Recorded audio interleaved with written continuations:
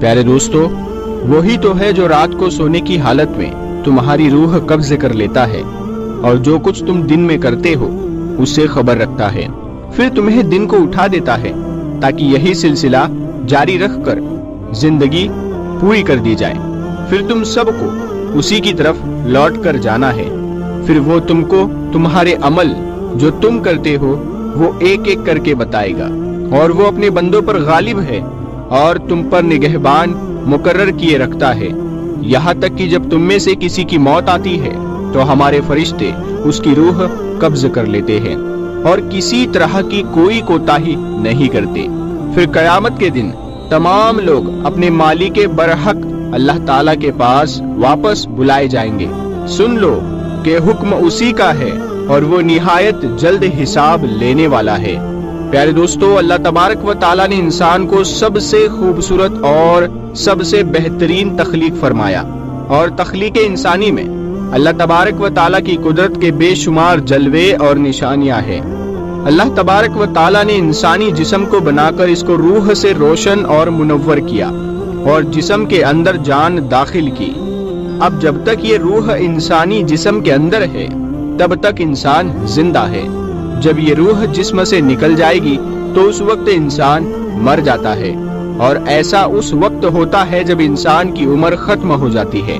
لیکن کیا آپ جانتے ہیں کہ ہر انسان ایک ایسی زندگی جیتا ہے جس کے اندر وہ روز مرتا ہے اور روز جیتا ہے؟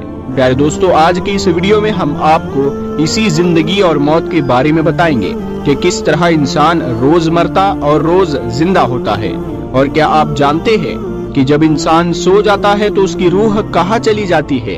اور انسان خواب کے اندر جو کچھ بھی دیکھتا ہے کیا وہ سچ ہوتا ہے یا جھوٹ؟ اور نیک لوگوں کی روحیں سونے کے بعد زیادہ تر کہاں کا سفر کرتی ہے، اور برے لوگوں کی روحیں سونے کے بعد کہاں کا سفر کرتی ہے؟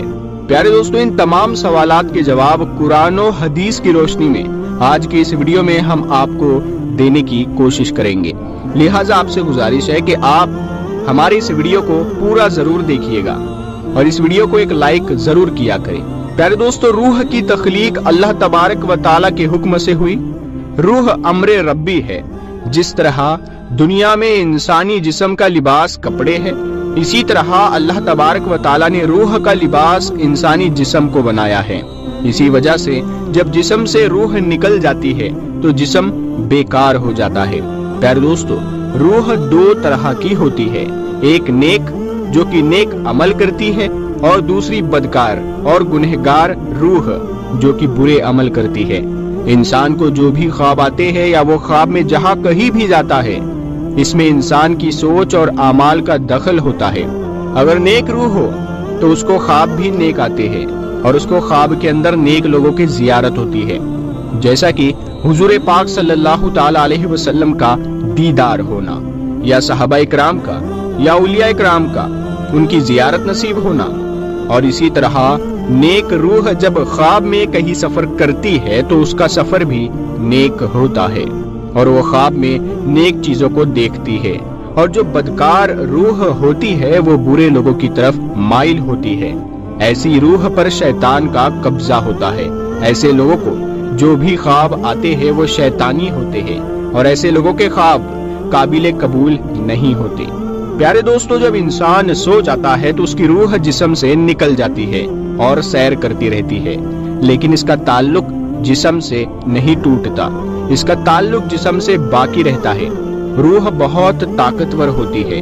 اگر یہ روح اللہ تبارک و تعالیٰ کی عبادت اور اس کے ذکر کے ذریعے اس کا قرب حاصل کر لے تو روح کے پاس اتنی طاقت ہوتی ہے کہ وہ اپنے جسم کو جہاں چاہے اڑا کر لے جا سکتی ہے۔ اور یہ معاملہ انسان کی پاکیزگی اور نیک اعمال پر مناسب ہوتا ہے۔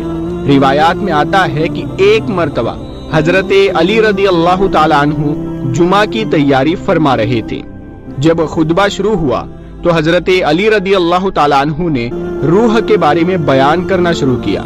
اسی دوران ایک شخص کھڑا ہوا اور آپ رضی اللہ تعالیٰ عنہ سے پوچھنے لگا کہ اے علی المرتضیٰ شیر خدا رضی اللہ تعالیٰ عنہ، جب انسان سو جاتا ہے تو انسان کی روح کہاں چلی جاتی ہے؟ کیا روح جسم سے جدا ہو جاتی ہے؟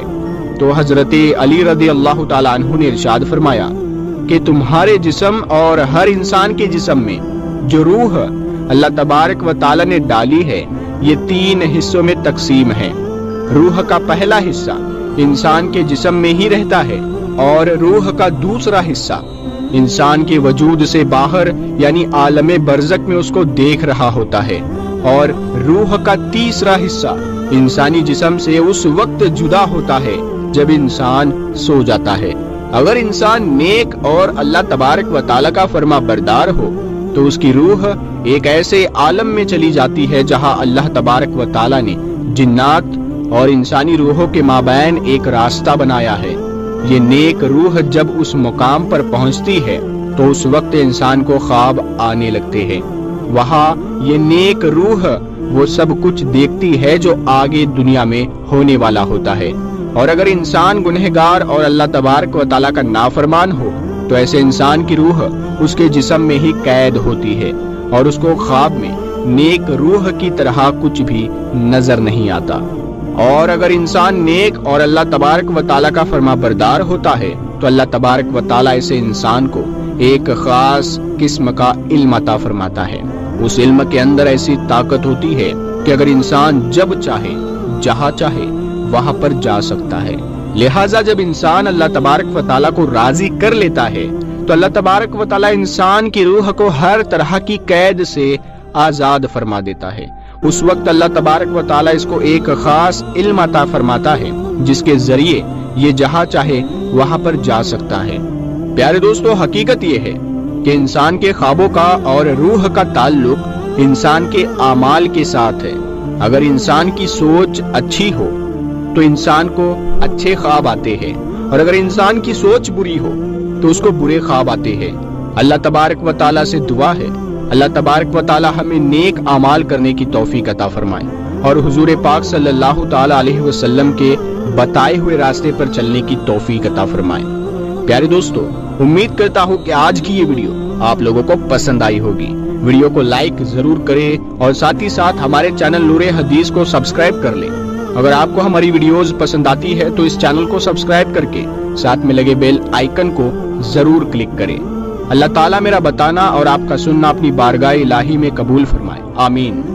پیارے دوستو، آپ اپنا نام کمنٹ باکس میں ضرور ٹائپ کریں اور اپنے سٹی کا، اپنے شہر کا نام بھی اپنے نام کے آگے ٹائپ ضرور کریں، کیونکہ ہمیں پتا چلے گا کہ کون کہاں سے ہمارا ویڈیو دیکھ رہا ہے۔